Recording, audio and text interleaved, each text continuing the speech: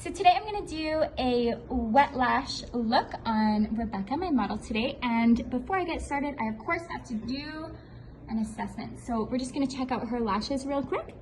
So she has pretty blonde, natural lashes, and her eyes are very open already. So we're not worrying about super opening up her eyes. And I actually like to use her for a cat eye map because her eyes are already very upturned on the outer corners. They don't have a huge downward tilt like most people's.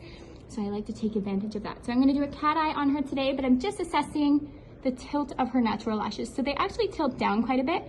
So I'm gonna work with either a CC or a D, or maybe even a CC and a D on those outer corners from about just past the color of her eye to the outers. And we're gonna bring emphasis to that outer corner. It's gonna be so lovely. Let's get started.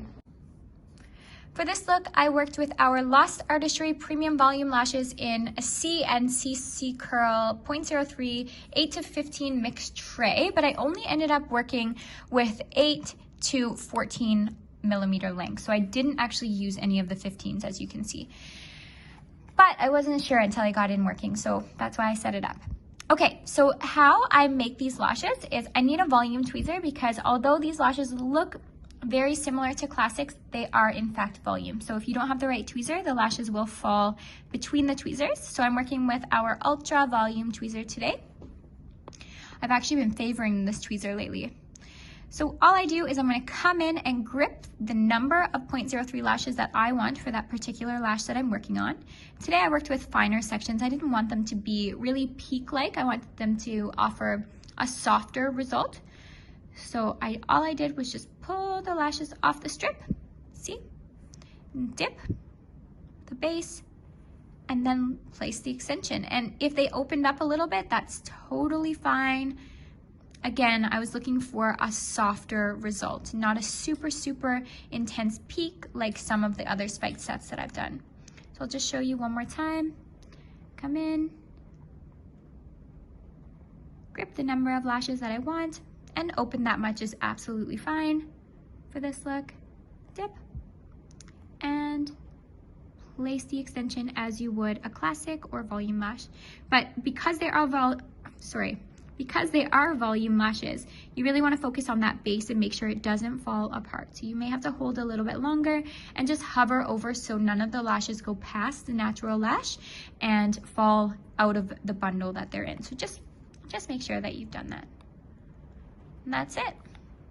And then I just repeated that.